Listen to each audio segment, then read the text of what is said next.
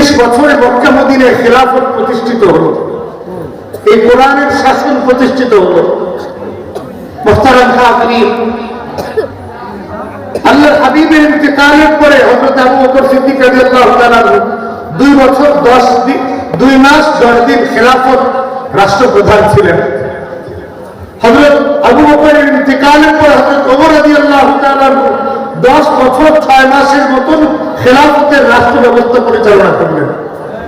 তো 2 বছর 6 মাস, 2 বছর 2 মাস আর 10 বছর 6 মাস মিলিয়ে 12 বছর 8 মাস আবু বকর উমরের খেলাফত রাষ্ট্র ব্যবস্থা, রাষ্ট্রপ্রধান তারা। আসরের নামাজ সুলতানিয়া মাদ্রাসায় জামাতের সাথে পড়ে আবার বরাত এর সামনে দাঁড়ায়া মহল্লার লোকদেরকে ডাকতেছেন, ইয়া আইয়ুহান নাস, ইয়া আইয়ুহান নাস ইরহামু মান ইয়াবকা রাসাহু। ও এলাকার ক্রেতারা, কাস্টমারেরা, এমন ব্যক্তিকে দয়া করো, এমন ব্যক্তিকে ইহসান করো, এমন ব্যক্তির উপরে রহম করো যার মূলধন আস্তে আস্তে গলা যাইতেছে, ফুরাইয়া যাইতেছে। মাগরিব পর্যন্ত যদি কোনো কাস্টমার না পাওয়া যায়, মাগরিব পর্যন্ত যদি কোনো ক্রেতা না পাই, আমার মূলধন যে 60 টাকা পুঁজি ছিল সবটাই গলে শেষ হয়ে যাবে, আমি নিঃস্ব হয়ে যাব, আমি অসহায় হয়ে যাব। সুতরাং এমন ব্যক্তিকে দয়া করো যার মূলধন গুলা শেষ হয়ে যাইতেছে। দোস্ত আমার, উলামায়ে কেরাম, আমার আপনার জীবনকে ওই 60 টাকা মূলধনওয়ালা ব্যক্তির সাথে তুলনা করেন। আমার আপনার হায়াতের জিন্দেগি বড় জোর 50, 60 অথবা 70 এর বেশি নয়। কথা বলেন ঠিক কিনা? আমার ভাইরা, আমার আপনার জীবনের মূল্যবান সময়গুলো বরফের মতন গলে যাচ্ছে। আল্লাহর কসম, যেই সেকেন্ড চলে গেল জীবন থেকে, ওই সেকেন্ড আর কোনদিন আমার কাছে ফিরবে না। কথা বলেন ঠিক কিনা? সুতরাং হায়াত গলে যেতেছে, শেষ হয়ে যেতেছে, আমার জীবন শেষ হয়ে যেতেছে। বরফ যেমন গলে যায়, আমার হায়াতও গলে যাচ্ছে।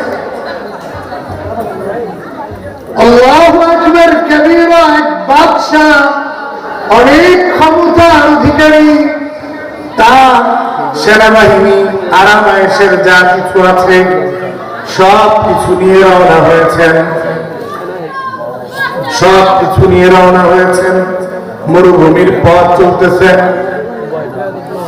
এখনো ওই ডান থেকে আওয়াজ আসে। কারা কথা বলে?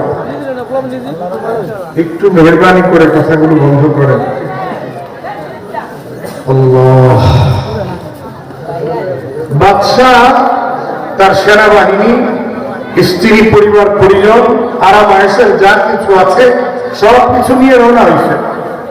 মরুভূমির পথ চলতেছে। দূর থেকে একজন জীর্ণ শীর্ণ দুর্বল মানুষ বাদশার এই বিশাল বহরকে রেড সিগন্যাল দিচ্ছে, দাঁড়াতে বলতেছে। প্রাইম মিনিস্টারের গাড়ি যায়, ফকির একজন সামনে এসে যদি দাঁড়াইতে বলে, থামবে? খুশি না বেজা? এত বড় বিশাল বড় এরিয়ার বাদশা তার বহরকে এই ফকির মিসকিন দাঁড়াতে বলে, যত তারা স্পিড দেয়, ওই যে দূরে যাকে দেখা যায় সে দাঁড়াতেই বলে। যখন একবারে কাছাকাছি গেছে বাদশার বহর, একবারে বাদশার নাম ধরে ডাকতেছে, নাম ধরে রেখে বলতেছে, তুমি থামো, অমুক বাদশা, তুমি থেমে যাও। তো হঠাৎ করে অপরিচিত মানুষের মুখে আপনার নাম শুনলে আপনি একটু অবাক তো নিশ্চয়ই হবেন। কথা বলেন, একটু অবাক হবেন। বাদশা অবাক, বাদশা থেমে গেলেন। বাদশা, আপনি ঘোড়া থেকে নেমে আসেন, আপনার সাথে কথা আছে। সাথে যে চামচারা আছে রাগান্বিত হচ্ছে। বাদশা গাড়ির ঘোড়ার বহর থামাইছে, আবার তাকে থামতে বলে, নামতে বলে। এত বড় স্পর্ধা বলে না, আপনি নামেন, আপনার সাথে কথা আছে। বাদশার মনে কলিজার মধ্যে একটু কামড়।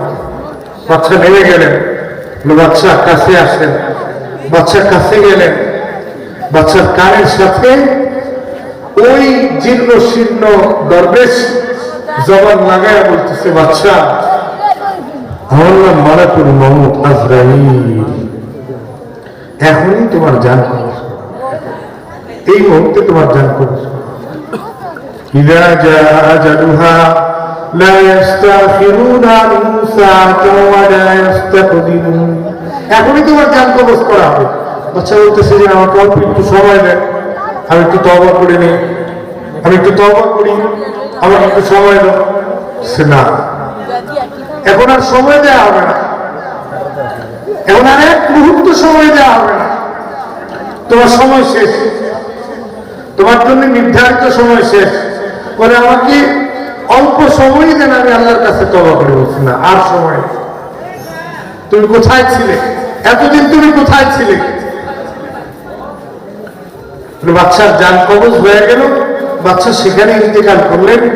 বাদশার রাত প্রসাদে তার লাশ ফিরে আসলো, গিয়েছিলেন বাদশা হয়ে, ফিরে আসলেন লাশ হয়ে।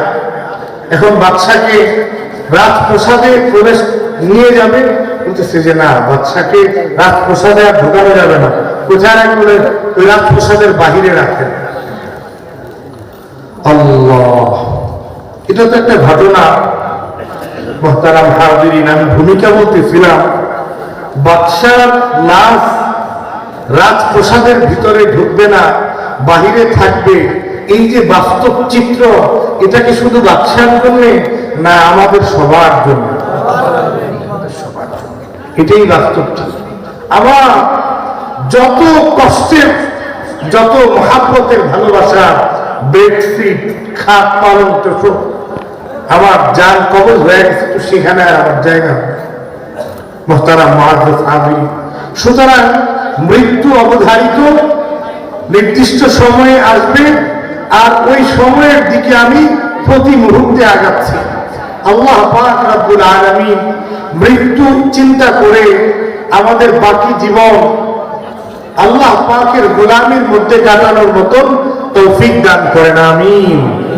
মুহতারাম হাজিরিন, আমি আপনাদের সামনে ভূমিকা বললাম, সূরা বাকারা থেকে আয়াত তেলাওয়াত করেছি। আল্লাহ তাআলা বলেন, وَإِذْ قَالَ رَبُّكَ لِلْمَلَائِكَةِ إِنِّي جَاعِلٌ فِي الْأَرْضِ خَلِيفَةً।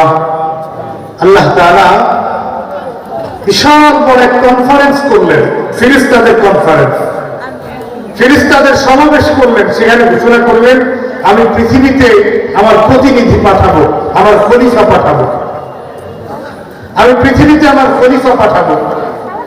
ফেরেশতা আল্লাহ তাআলার সাথে প্রশ্ন উত্তর পর্ব করলেন, কিন্তু আল্লাহ তাআলা সর্বশেষ জবাব দিলেন, ইন্নী আ'লামু মা লা তা'লামুন। ফেরেশতাদেরকে এটা বলে দিলেন, ফেরেশতারা আমি যা জানি তোমরা কেউ তা জানো, আমি যা জানি তোমরা কেউ তা জানো। ইন্নী আ'লামু মা লা তা'লামুন। আল্লাহ তাআলা খলিফা পাঠালেন দুনিয়াতে, আদম আলাইহিস সালাতু ওয়াস সালাম। আদম আলাইহিস সালাতু ওয়াস সালামের ধারাবাহিকতায় আমরা পৃথিবীতে আসলাম দুনিয়াতে। তো আমরা সবাই আল্লাহ তাআলার বান্দা, আল্লাহ তাআলার খলিফা। পৃথিবীতে আল্লাহ তাআলা আমাদেরকে পাঠালেন খলিফা বানিয়ে, কিসের জন্য? প্রতিনিধি বানিয়ে আল্লাহ তাআলার খেলাফত প্রতিষ্ঠা করার জন্য। মুহতারাম হাজিরিন, এই শব্দটা আপনাদের কাছে নতুন শব্দ হতে পারে, অথবা আলোচনা শুনেছেন।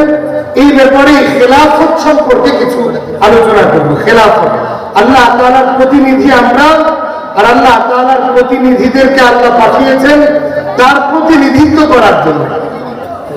মুহতারাম হাজিরিন, তো আমরা সবাই আল্লাহ তাআলার প্রতিনিধি। কথা বলেন ঠিক কিনা? জোরে বলেন আল্লাহু আকবার। আমরা সবাই আল্লাহ তাআলার প্রতিনিধি। আমরা জমিনে আল্লাহ তাআলার হুকুম বাস্তবায়ন করব। চেয়ারম্যান সাহেবের প্রতিনিধি এসে তার নিজের থেকে বানিয়ে আপনার একটা প্রতিবেদন পড়ে দিলেন, চেয়ারম্যান সাহেব যেটা দিয়েছিলেন সেটা করলেন না, সে কি কাজটা ঠিক করলেন না ভুল করলেন? বুঝেন না আমার কথা? চেয়ারম্যান সাহেব প্রতিনিধি পাঠিয়েছেন আমাদের মাহফিলে একটা কাগজ পড়ে শোনানোর জন্য, এবং সেটা না পড়ে ওই প্রতিনিধি নিজের থেকে একটা বানায়া পড়লো, তো সে কাজটা ঠিক করলো না ভুল করলো? ভুল করলো। মুহতারাম হাজিরিন, আমরা পৃথিবীতে আল্লাহ তাআলার প্রতিনিধিত্ব বাদ দিয়ে, খেলাফতকে বাদ দিয়ে আমরা যা কিছু করব সেটা আমাদের ভুল। মুহতারাম হাজিরিন, এই খেলাফত কি? খেলাফত পূর্ণাঙ্গটা আল্লাহ তাআলা এই কোরআনুল কারীমের মধ্যে আল্লাহ তাআলা বলে দিয়েছেন। কোরআনুল কারীম খেলাফত কি? আল্লাহর হাবিব সাল্লাল্লাহু আলাইহি ওয়াসাল্লাম দুনিয়াতে আসলেন, 23 বছরে এই খেলাফত ব্যবস্থাকে বাস্তবায়ন করলেন। টোটাল ব্যবস্থাপত্র হিসেবে আল্লাহর হাবিব সাল্লাল্লাহু আলাইহি ওয়াসাল্লাম দুনিয়াতে এই কোরআনুল কারীমকে রেখে গেলেন এবং নিজে প্র্যাকটিক্যাল বাস্তবায়ন করে আমল করে সাহাবায়ে কেরামের জামাত সহ দেখায় গেলেন। আল্লাহর হাবিব মক্কা মদিনার মধ্যে যে খেলাফত রেখে গেলেন, যে খেলাফত ব্যবস্থা রেখে গেলেন মক্কা মদিনায়, 12 বছর 8 মাসে আল্লাহর হাবিব সাল্লাল্লাহু আলাইহি ওয়াসাল্লামের মক্কা মদিনার রেখে যাওয়া খেলাফত, মক্কা মদিনার পারিবারিক জীবন, মক্কা মদিনার সামাজিক জীবন, মক্কা মদিনার রাষ্ট্রীয় জীবন, মক্কা মদিনার পররাষ্ট্রনীতি, সব ক্ষেত্রে আল্লাহ তাআলার কোরআন নবী পাক সাল্লাল্লাহু আলাইহি ওয়াসাল্লাম রেখে গেলেন।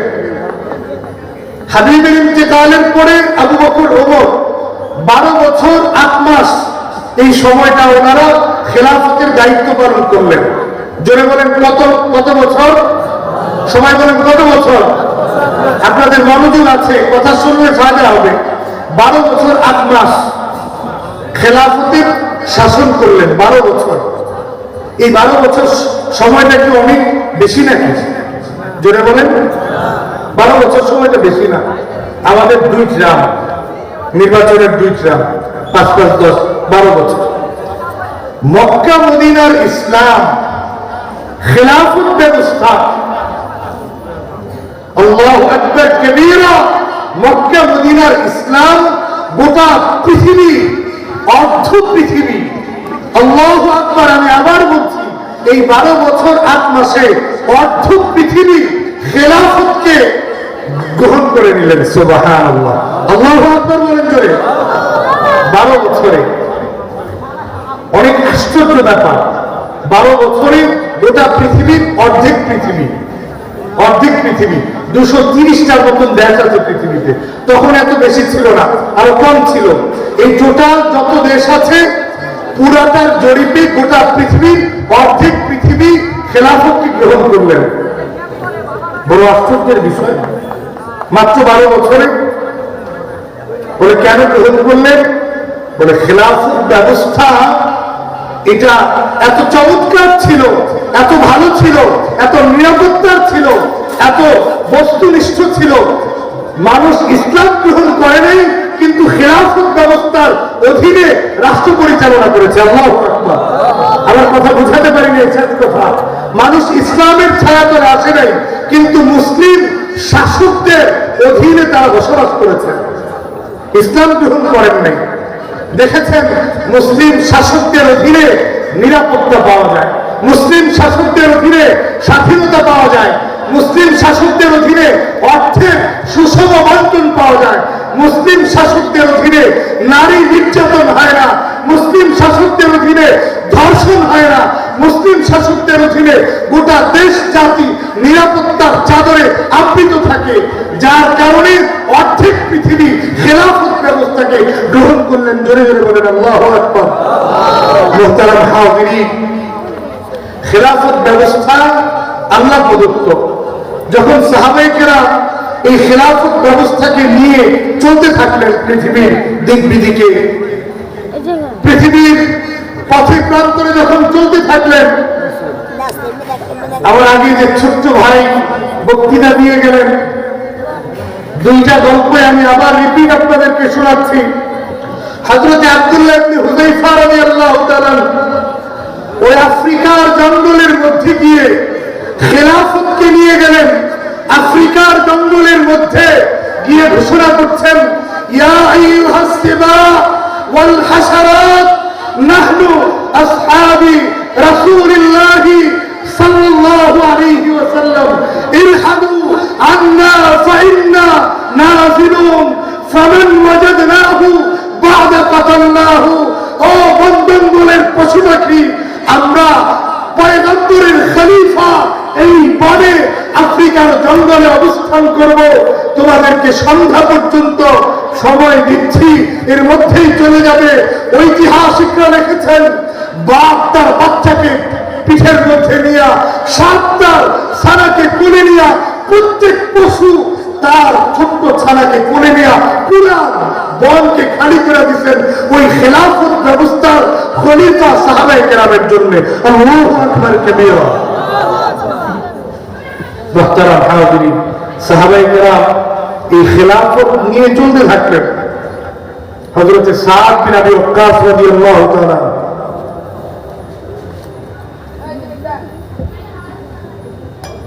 আপনাদের কষ্ট হচ্ছে? হযরত সাদ বিন আবি ওয়াক্কাস রাদিয়াল্লাহু তাআলা আজীব শান ঘটনা।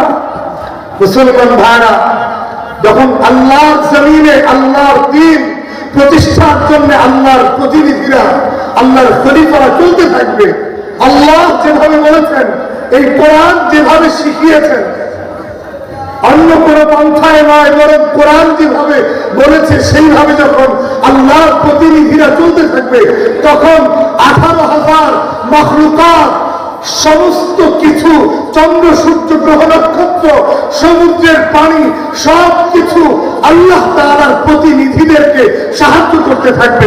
আল্লাহু আকবার কবীরা। এটার উদাহরণ এখনো পৃথিবীতে আছে। আমি বলবো মুহতারাম হাজিরিন, সাদ বিন আবি ওয়াক্কাস রাদিয়াল্লাহু তাআলা মাত্র 3000, কয় হাজার জোরে বলেন? 3000। সাইপ্রাস, বর্তমান সাইপ্রাস সাগর, জর্ডানের ওই সাগরের অপর প্রান্তে দাঁড়িয়ে আছেন মাত্র 3000 সেনাবাহিনী। অপর প্রান্তে রোম সম্রাটের অধীনে 3 লক্ষ সেনাবাহিনী প্রস্তুত। কয় লক্ষ? 3 লক্ষ। একেবারে নদীর কিনারা 1 লক্ষ সেনাবাহিনী অস্ত্রে শস্ত্রে সুসজ্জিত দাঁড়িয়ে আছে। এই 3000-এর বাহিনীকে শেষ করে দিবে দুনিয়া থেকে। তাদের পিছনে আরো 1 লক্ষ প্রস্তুত, একবারে পিছনে এই পুরা বাহিনীকে কভার করার জন্য এই 3 লাখের বাহিনী। সাদ বিন আবি ওয়াক্কাস ওই সাইপ্রাস নদীর তীরে গিয়ে দেখলেন সামনে আর কোন রাস্তা নেই। সাদ বিন আবি ওয়াক্কাস রাদিয়াল্লাহু তাআলা বদরি সাহাবী ঘোষণা করলেন, ও সাহাবায়ে কেরাম, আমরা হাবিব কিবরিয়া সাল্লাল্লাহু আলাইহি ওয়াসাল্লামের সাথে বদরে অংশগ্রহণ করেছি, উহুদে অংশগ্রহণ করেছি, খন্দকে অংশগ্রহণ করেছি, নবীজির সাথে কাঁধে কাঁধ মিলিয়ে জিহাদ করেছি। আজকে নবীর সাহাবী আমি সাদ বিন আবি ওয়াক্কাস তোমাদেরকে বলছি, এই সমুদ্রের মধ্যে ঝাঁপ দিতে হবে, সমুদ্র পাড়ি দিব কোন ধরনের বাহন ছাড়া। কারা কারা প্রস্তুত আছো? 3000 সাহাবায়ে কেরাম সবাই প্রস্তুত হয়েছেন, সবাই ঝাঁপ দিয়েছেন। আল্লাহু আকবার, আল্লাহু আকবার। মুহতারাম হাজিরিন, 3000 সাহাবায়ে কেরাম সমুদ্রে ঝাঁপ দিলেন। আল্লাহর কুদরতের রাস্তা ওই সাইপ্রাস নদীর উপরে আল্লাহ বানায় দিলেন। ওই সাহাবায়ে কেরাম তাদের ঘোড়াগুলো নিয়ে নদীর উপর দিয়া চলতে চলতে চলতে চলতে যখন পার হইতেছে, ওই পারে রুস্তমের সেনাবাহিনী দেখা বলে, আরে আল্লাহ, বলে কি আসতেছে? দাও আমাদান, দাও আমাদান। আরে ভূত আসতেছে, ভূত আসতেছে, ভাগো ভাগো। এই কথা বলে যখন ভাগা শুরু করছে, নিজেদের ঘোড়া নিজেদের সেনাবাহিনীর পদতলি পিষ্ট হয়ে 1 লাখ এখানেই মারা গেছে। আল্লাহু আকবার বলবেন না? বুঝেন নাই কথা? হযরত সাহাবায়ে কেরামের জন্য রাস্তা বানায় দিলেন কে? আল্লাহ।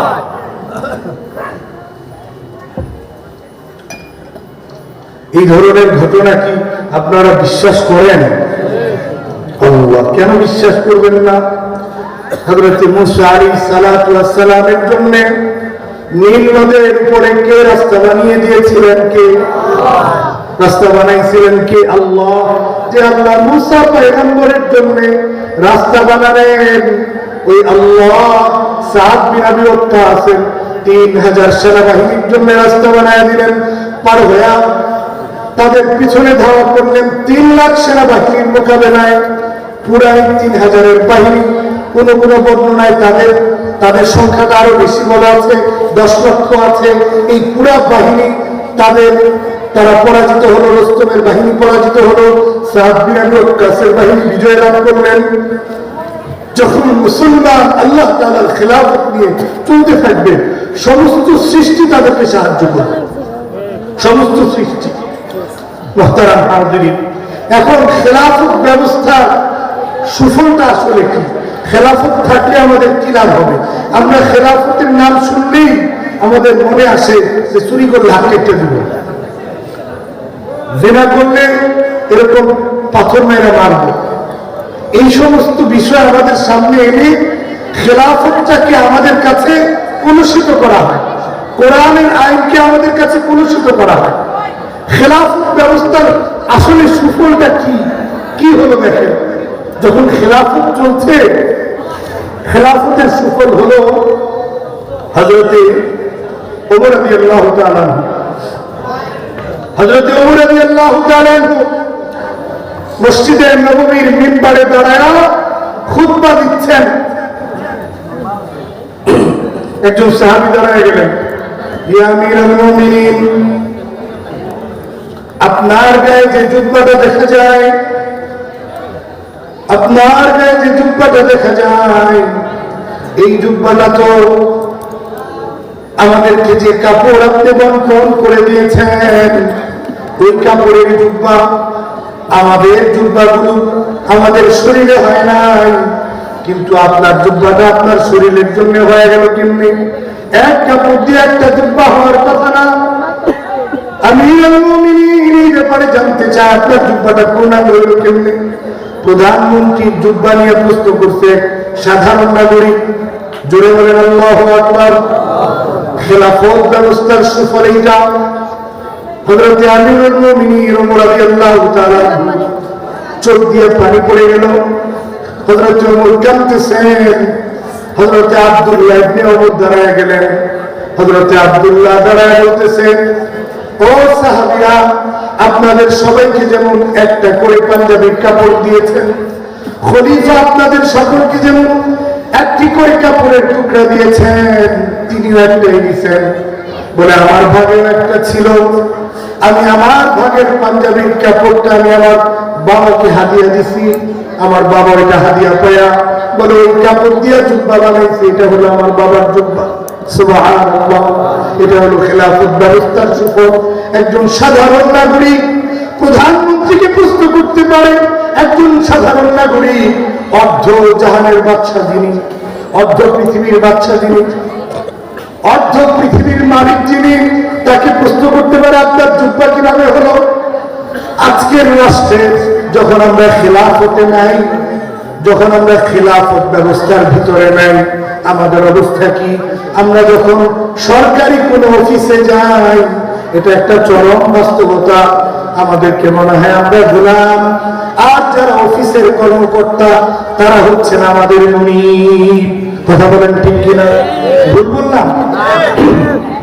আপনি ইউনিয়ন পরিষদে যাবেন, আপনি থানায় যাবেন, আপনি সরকারি হাসপাতালে যাবেন, আপনি কোর্টে যাবেন, আপনি যেখানেই যাবেন, আপনি আমি সাধারণ নাগরিক, আমার আপনার কাছে মনে হবে আরে আমি হলো চাকর এই দেশের, আমি হলো এই দেশের গোলাম। আর যারা পুলিশ অফিসার বসে আছেন, যারা হাসপাতালের ম্যানেজমেন্টে বসে আছেন, যারা এরকম ইউনিয়ন পরিষদে বসে আছেন, তারা আমাদের মালিক। তারা আমাদের সাথে এমন আচরণ করে, তারা এমন বিরক্তির ভাব দেখায়, তারা এমন বিহেভ আমাদের সাথে করে যেমন তারা দেশের মালিক আর আমরা দেশের প্রজা। কথা বলেন ঠিক কিনা? ভুল বলছি ভাই? যখন আমরা খেলাফত ব্যবস্থার ভিতরে নাই, তখন আমাদের হালত হলো স্বাধীন নাগরিক, মুখে আমি স্বাধীন, মুখে আমি স্বাধীন, কিন্তু আপনি যেখানেই যাবেন, আপনি ট্রেনের টিকিট করতে যাবেন, ট্রেনের টিকিট সেখানেও দেখবেন আপনি মনে হবে যে আপনি হাসপাতালে আপনি পাসপোর্ট করতে যাবেন, পাসপোর্ট এটা আপনার নাগরিক অধিকার, যাবে আপনাকে এত অসহায় মনে হবে। আপনি অনেক দামি ব্যক্তি, অনেক সম্মানিত ব্যক্তি, আপনি হাজী সাহেব, আপনি অনেক নামি দামি ব্যক্তি, আপনি কোনো অবৈধ পন্থায় যান নাই, মানে আপনি ঘুষ দিয়ে কাজটা করার নাই। কথা বলেন, ঘুষ দিয়ে যদি করান সেটা তো একটা ভিন্ন কথা, আপনি অপরাধকে সাপোর্ট করলেন। তো আপনি ঘুষ দিয়ে না করে আপনি সহজভাবে গেছেন। আমি উত্তরা মসজিদে জমা পড়াই, অনেক পুলিশের ডিসি এসপি আমার পেছনে নামাজ পড়ে, পাসপোর্ট করতে গেছি, আহা কি অসহায় মনে হইতে নিজের, এদের সামনে দাঁড়ায় থাকতে থাকতে এটাই আমাদের দেশের বাস্তবতা।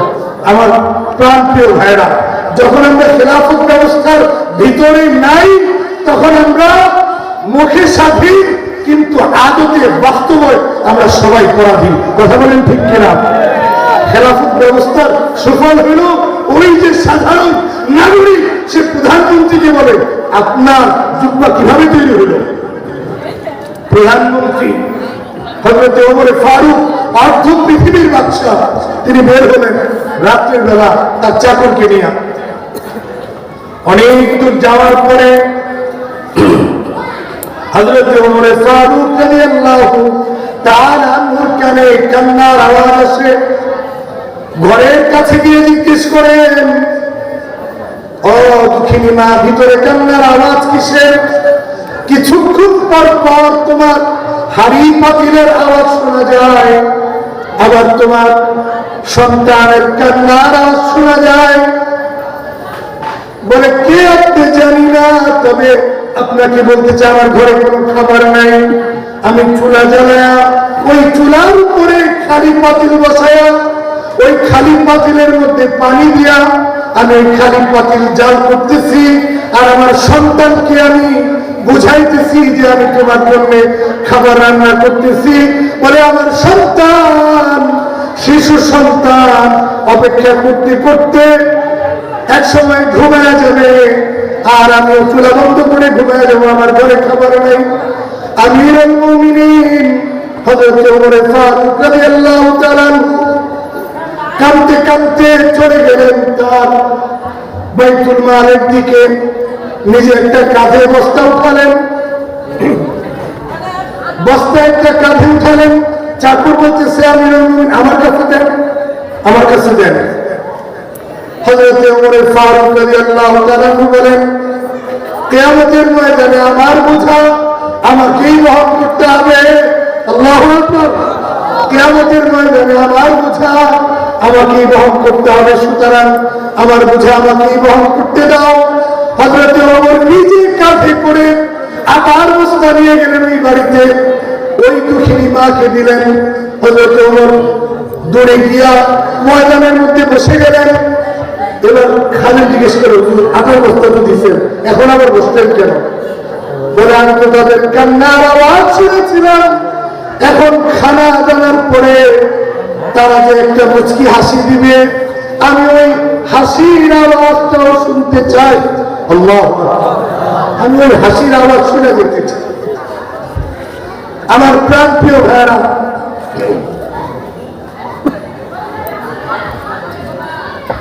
এটা হলো খেলাফত ব্যবস্থার সুফল। হযরতে আলী রাদিয়াল্লাহু তাআলা আনহু ফাতেমার দিকে তাকায়া কাঁদতেছেন, ফাতেমার হাতের দিকে তাকায়া। ফাতেমার হাতে ঠোসা পড়ে গেছে, ফাতেমার হাতে ঠোসা পড়ে গেছে। আমাদের মা বোনরা শুনেন কথা, ফাতেমার হাতে ঠোসা পড়ে গেছে। কিতাবের মধ্যে লিখছে, দড়ি দিয়া কুয়া থেকে পানি উঠাতে উঠাতে ফাতেমার পিঠের মধ্যে দাগ পড়ে গেছে। হযরত আলী দেখে কাঁদতেছে, বলতেছে, ফাতেমা আমার ঘরে এসে আপনি কষ্ট করতেছেন, আপনার বাবার কাছে না কিছু বাদী আপনার খাদেম আসছে, আপনি যদি একটু যান, আপনার বাবার কাছে যান, তাহলে আপনাকে একটা খাদেম দিবে। ফাতেমা আলীর কথা শুনে বাবার কাছে গেলেন, গিয়ে সালাম দিলেন, আসসালামু আলাইকুম ওয়া রাহমাতুল্লাহ। সালাম দিলেন, দেখলেন ঘরে আরো লোকজন আছে। হযরত ফাতেমা কিছু না বলে ফিরে আসলেন, অন্য লোকজনের সামনে কিছু বললেন না। ফাতেমা ফিরে আসলেন, নবীজি সাল্লাল্লাহু আলাইহি ওয়াসাল্লাম মজলিস শেষ করে ফাতেমার ঘরে আসলেন। ফাতেমাকে জিজ্ঞেস করলেন, মা তুমি আমার ঘরে কেন গিয়েছিলেন? নবীজি ফাতেমার হাত নিজের হাতের মধ্যে নিলেন। ফাতেমাকে নবীজি বড় বেশি ভালোবাসতেন। ফাতেমা নবী করিম সাল্লাল্লাহু আলাইহি ওয়াসাল্লামের ওই সময়ের সাহায্যকারী। যখন আবু জাহেল, ফাতেমার বয়স যখন 8 বছর ছিল, আবু জাহেলের বাহিনী নবীজি সাল্লাল্লাহু আলাইহি ওয়াসাল্লামের উপরে বাইতুল্লাহর সামনে একটা উটের ভুঁড়ি চাপায়া দিয়েছেন। নবীজি সিজদারত অবস্থায় হযরত আব্দুল্লাহ ইবনে আব্বাস আসছেন, ওই উটের ভুঁড়িটা সরায়া দিবেন। আমার প্রিয় মুসলমান ভাইরা, আবু জাহেল আব্দুল্লাহ ইবনে আব্বাসকে একটা থাপ্পড় দিছে, এত জোরে থাপ্পড় দিছে, আব্দুল্লাহ ইবনে আব্বাস অচেতন হয়ে পড়ে গেছে। কিছুক্ষণ পরে যখন হুঁশ আসছে, দেখেন নবীজি ওই অবস্থায় উটের ভুঁড়ির মাথার উপরে নবীজি সিজদারত অবস্থায়। আব্দুল্লাহ ইবনে আব্বাস দৌড়ে গেলেন ফাতেমার কাছে। ফাতেমা বললেন, ফাতেমারে দৌড়ে আসো, তোমার বাবা বাইতুল্লাহর সামনে উটের ভুঁড়ির নিচের মধ্যে সিজদারত অবস্থায় আছে, সুতরাং তাকে হিফাজত করার জন্য তুমি দৌড়ে আসো। ফাতেমা কাঁদতে কাঁদতে দৌড়ে আসলেন, বাবার মাথা থেকে উটের ভুঁড়িটা ছড়াইলেন। তো ছোট্ট মানুষ ছড়াইতে পারে না, কষ্ট হয়, ডাকে বারবার, এরকম টানলে আবার পড়ে যায়, এইভাবে করে কষ্ট করে সরাইয়া নবীজি উঠা সালাম ফিরেন। ফাতেমাকে জড়ায় ধরে বললেন, ফাতেমা এই নামাজ যেটার জন্য আমি কষ্ট করতেছি, একদিন আমার উম্মত এই নামাজ বলে শীতের সকালে প্রচন্ড ঠান্ডার মধ্যে উঠা ঠান্ডা পানি দিয়ে ওযু করে এই নামাজকে কায়েম করবে ইনশাআল্লাহ। ফজর নামাজের মুসল্লি আছে না নাই? কালকে কে কে ফজর নামাজ পড়বেন নিয়ত করলেন? হাত উঠান। নারায়ে তাকবীর। আল্লাহ আপনি আমাদের সবাইকে 5 ওয়াক্ত নামাজি বানায় দেন, আমিন। তো বলতেছিলাম ঘটনা, ফাতেমার হাতের মধ্যে দাগ পড়ে গেছে ঘরের কাজ করতে করতে, পিঠের মধ্যে দাগ পড়ে গেছে ঘরের কাজ করতে করতে। আল্লাহ তাআলা আমাদের মা বোনদেরকে, আমাদের নারীদেরকে স্বামীর খিদমতের জন্য কবুল করেন, বলেন আমিন। আর শুধু স্বামীর খিদমতই মা বোনরা করবে, স্বামীরা তাদের কোনো হক আদায় করা লাগবে না, লাগবে? আমার প্রান্তীয় ভাইরা, এটা হাদিস। আপনার স্ত্রী আপনার জন্য সুপারিশকারিনী যদি হয়ে যায়, আপনার স্ত্রী আপনার জন্য সুপারিশকারিনী, কি সুপারিশ? আল্লাহ আপনার এই বান্দা বড় ভালো মানুষ ছিলেন, উনি আমার হক আদায় করেছেন, উনি আমার চিকিৎসা করেছেন, উনি আমাকে সম্মান করেছেন, যথাযথ মূল্যায়ন করেছেন, আল্লাহ আপনাকে মাফ করে দেন। মাফ করে দিবেন কে? এটা নবীজির হাদিস। আবার আপনি যদি আপনার স্ত্রীর ব্যাপারে এই কথা বলতে পারেন, আল্লাহ উনি ভালো মানুষ, আমার খিদমত করছে, আমার কথা শুনছে, আমার অবচরে আমার সম্পদ ইজ্জত আপনি হেফাজত করছে, তাই আল্লাহ তাকেও মাফ করে জান্নাতে দাখিল করে দিবেন। সুবহানাল্লাহ। আল্লাহ তাআলা স্বামী স্ত্রী উভয়ের হক আদায়ের তৌফিক দান করেন, আমিন। তো ফাতেমা নবীজির কাছে গেছেন খাদেম আনতে, চাইছেন খাদেম। নবীজি বলছে, ফাতেমা তোমার যতটুকু খাদেম প্রয়োজন, এর চাইতে বনি সাকিফ করতে খাদেম প্রয়োজন আরো বেশি। আল্লাহু আকবার বলেন। আমার কথা বোঝেন নাই? কাকে বলতেছেন এই কথা? নিজের মেয়েকে বলতেছেন, তোমার যতটুকু দরকার এর চাইতে বনি সাকিফ করতে আরো বেশি প্রয়োজন। সুতরাং তোমাকে ইচ্ছে আমি উত্তম জিনিস শিখিয়ে দিই। বলে কি? বলেন। বলে তুমি প্রত্যেক ফরজ নামাজের পরে, বলেন প্রত্যেক ফরজ নামাজের পরে, বলেন প্রত্যেক ফরজ নামাজের পরে 33 বার সুবহানাল্লাহ, 33 বার আলহামদুলিল্লাহ, 34 বার আল্লাহু আকবার করবা। বলে তুমি প্রত্যেক নামাজে একটা করে গোলাম আজাদ করার নেকি পাইবা। সুবহানাল্লাহ। কে কে আমল করবেন ইনশাআল্লাহ? আয় আল্লাহ আপনাদের সবাইকে তৌফিক দান করেন, আমিন। এটা হচ্ছে খেলাফত ব্যবস্থার সুফল। আর অনেকগুলো ঘটনা শোনানোর নিয়ত ছিল, গলা বসে গেছে। আমার প্রান্তীয় ভাইরা, তো যদি অবশ্যই পৃথিবীতে খেলাফত ফিরে আসবেই আসবে, ইনশাআল্লাহ আসবেই আসবে, খেলাফত ব্যবস্থা আসবেই আসবে। আপনারা সবাই মিলে, আমরা পৃথিবীর সবাই মিলে না চাইলেও আসবে, কথা বলেন ঠিক কিনা? এবং মাহদীর কাফেলা তৈরি হইতেছে, যেমনি ভাবে দাজ্জালের বাহিনী তৈরি হইতেছে, যেমনি ভাবে ওই আরএসের ইসকনের সদস্যরা অস্ত্রের ঝঞ্ঝনানি দিয়ে তৈরি হচ্ছে, ঠিক তদ্রুপ ইমাম মাহদীর কাফেলা গোটা পৃথিবীতে তৈরি হইতেছে, ইনশাআল্লাহ তৈরি হইতেছে। ইমাম মাহদীর কাফেলায় যোগ দেওয়ার জন্য কে কে রাজি আছেন? ইনশাআল্লাহ। নারায়ে তাকবীর, আল কোরআনের আলো, আল হাদিসের আলো, জিহাদ ফি সাবিলিল্লাহ জিন্দাবাদ, জিহাদ ফি সাবিলিল্লাহ জিন্দাবাদ। মুহতারাম হাজিরিন, সুতরাং খেলাফত ব্যবস্থা আবার ফিরে আসবে আমাদের কাছে।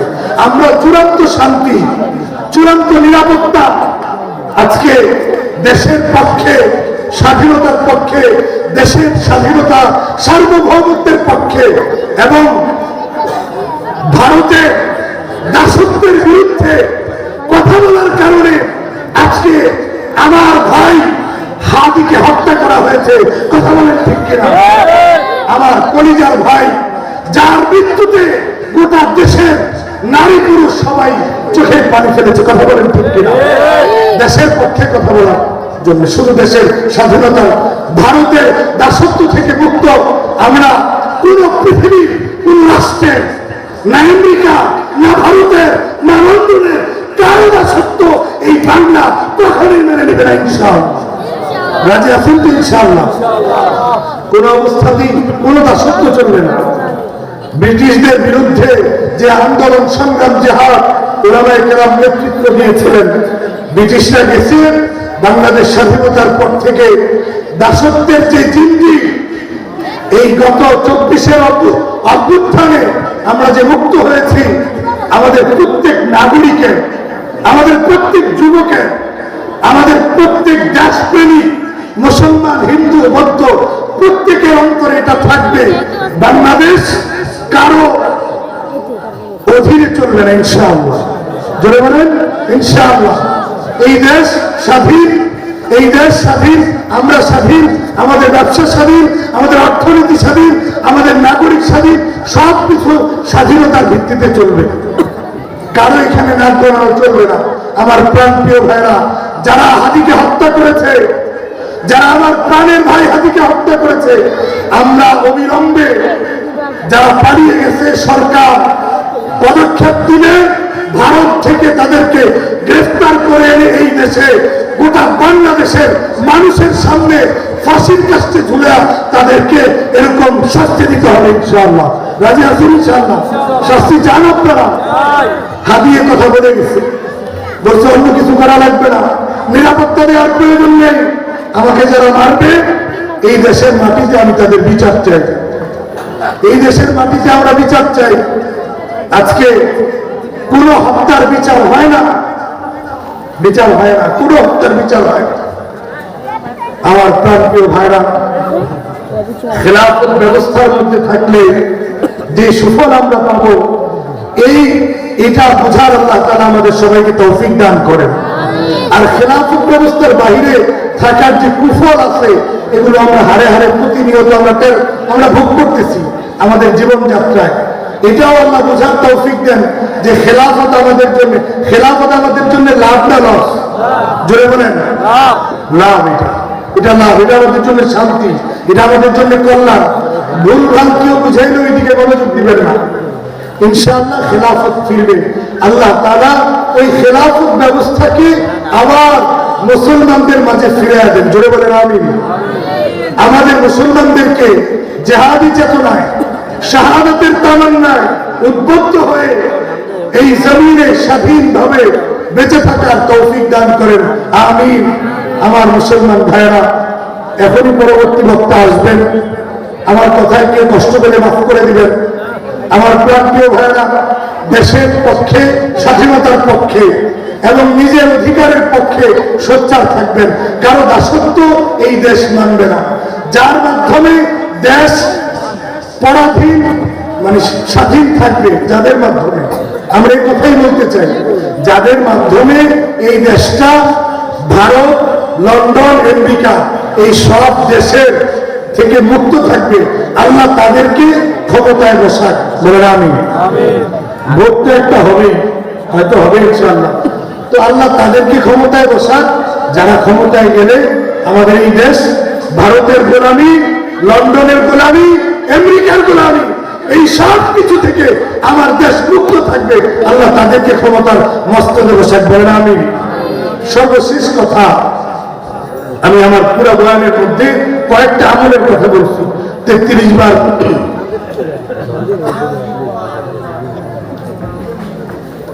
বার সুবহানাল্লাহ আলহামদুলিল্লাহ আমল করবেন তো ইনশাআল্লাহ। আরেকটা আমলের কথা বলে আমি শেষ করব। যে ব্যক্তি এটা চায়, যে তার মৃত্যু হবে আর সাথে সাথে সে জান্নাতের নিয়ামত ভোগ করবে, আল্লাহু আকবার বলেন, যে মৃত্যু হবে আর সে জান্নাতের নিয়ামত ভোগ করবে, এটা চান না কে? একটু হাত উঠে দেখান। চায় না? সবাই চাই আমরা? হাত উঠে দেখাই। মাশাআল্লাহ, আল্লাহ এই হাতগুলোকে দ্বীনের জন্য, জিহাদের জন্য, শাহাদাতের জন্য কবুল করেন, আমিন। তো আমরা সবাই চাই যে আমাদের মৌত হবে আর আমরা জান্নাতের নিয়ামত ভোগ করবো। বলে একটা আমল করতে হবে। কয়টা আমল? একটা আমল। বলে একটা আমল কি? ছোট্ট আমল, 5 ওয়াক্ত নামাজের পরে, 5 ওয়াক্ত নামাজের পরে আয়াতুল কুরসি। আল্লাহু আকবার বলেন। পারেন আয়াতুল কুরসি? পারেন?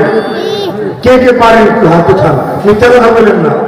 আল্লাহু লা ইলাহা ইল্লা হুয়াল হাইয়ুল কাইয়্যুম লা তাখুযুহু সিনাতুন ওয়া লা নাওম লাহু মা ফিস সামাওয়াতি ওয়া মা ফিল আরদ মান যাল্লাযী ইয়াশফা'ু 'ইনদাহু ইল্লা বিইذনিহি ইয়া'লামু মা বাইনা আইদিহিম ওয়া মা খালফাহুম ওয়া লা ইউহীতুনা বিশাইইন মিন ইলমিহি ইল্লা বিমা শা'a وسع كرسيه السماوات والأرض ولا يؤوده حفظهما وهو العلي العظيم।